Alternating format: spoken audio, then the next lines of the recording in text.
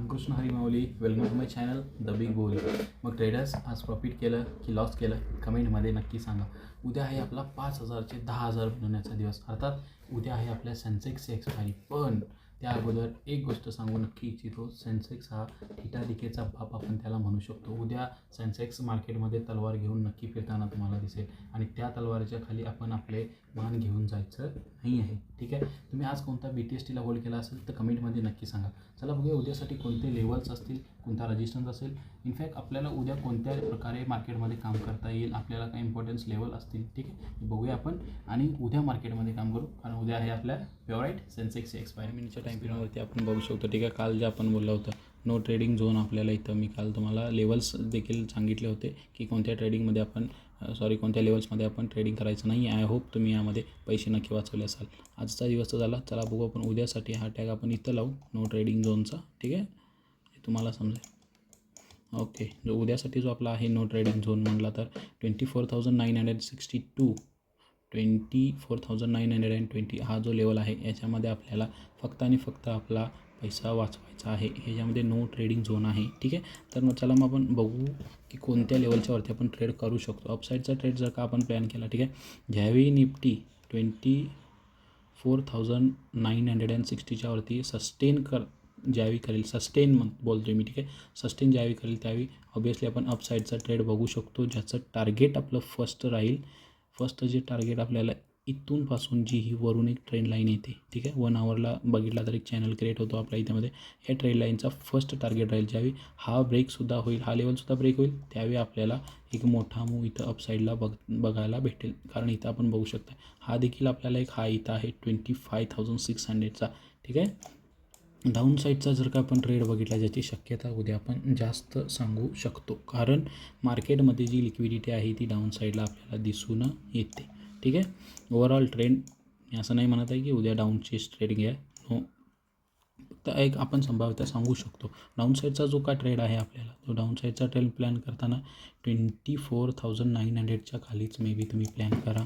कारण इथंसुद्धा आपल्याला बघू शकता एक ट्रेंड लाईन आपल्याला दिसून येते. ठीक आहे, या ट्रेंड लाईनच्या खाली ज्यावेळी मार्केट सस्टेन करेन त्यावेळी आपल्याला डाऊन साईडचा जो ट्रेड आहे तो प्लॅन करायचा आहे. त्याच्यामध्ये फर्स्ट टार्गेट आपल्याला इथं राहील डाऊन साईडचा 24,850चा जो आपला आहे तो फर्स्ट टार्गेट राहील. सेकंड टार्गेट त्यानंतरचा आहे 24,800चा आपल्याला लेवल दिसून येतील. ठीक आहे, उद्या आपण मेन बघू जे की आहे आपली सेन्सेक्सची एक्सपायरी आहे. ठीक आहे, सेन्सेक्सला जर का आपण उद्या बघितलं, उद्यासाठी सेन्सेक्सचे जे लेवल असतील, हा जो मी तुम्हाला काल सांगितला होता. ठीक आहे, नो ट्रेडिंग झोन आहे. ठीक आहे, ऑलवेज दॅट उद्यासाठी सेन्सेक्ससाठी जो नो ट्रेडिंग झोन आहे. ठीक आहे, तो आहे 82,100 टू 81,950. यामध्ये तुम्हाला अजिबात आपला पैसा वाईपआउट होऊ द्यायचा नाही आहे. अजून एक गोष्ट सांगायची म्हटली तर उद्या आहे आपल्या सेन्सेक्सची एक्सपायरी. ठीक आहे, मी पुन्हा एक्सपायरीचं याच्यासाठी बोलतो आहे कारण हा सेन्सेक्स हा जास्त तुम्हाला थिटाथिटी तुम्हाला उद्या बघायला याच्यामध्ये भेटेल. त्यामुळं हा लेवल असू दे किंवा एखादा अपसाईडचा असू दे किंवा डाऊन साईडचा असू दे, तुम्ही उद्या होल्ड अजिबात करायचं नाही आहे. त्याच्यामध्ये फक्त तुम्ही जमल्यास स्कॅल्पिंग करा. आणि न्यू ट्रेडर्स असतील तर मे बी तुम्ही सेन्सेक्सला इग्नोरच करा, असं मी तरी पर्सनली तुम्हाला सांगू इच्छितो. ठीक आहे, कारण याच्यामध्ये तुम्हाला उद्या इतक्या लवकर आपल्या व्हॉलिटिलिटी असेल त्याच्यामुळे पैसा फक्त वाईपआउट होताना आपल्याला दिसून येईल. ठीक आहे, सेन्सेक्ससाठी जो इम्पॉर्टंट लेवल उद्यासाठी आपल्याला राहील ते अपसाईडचा बघायचं झालं 82,100च्या वरती ज्यावेळी मार्केट सस्टेन करेल त्यावेळी आपल्याला अपसाईडचा ट्रेड प्लॅन करायचा आहे. डाऊन साईडचा प्लॅन ज्यावेळी आपण करायचा आहे. ठीक आहे, 81,950चा ज्यावेळी लेवल ब्रेक करेल, पण त्यानंतर इथं आपण बघू शकता लगेच आपल्याला एक रिजेक्शनसुद्धा इथं आपल्याला दिसून येतं आहे. ठीक आहे, त्यामुळे मे बी तुम्ही सेफ ट्रेड उद्या करायचं म्हटला तर सेन्सेक्समध्ये 81,817च्या खाली केलात तर मे बी तुम्हाला एक सेफ ट्रेड मिळू शकतो. ठीक आहे, बँक निफ्टीसुद्धा आपण बघू.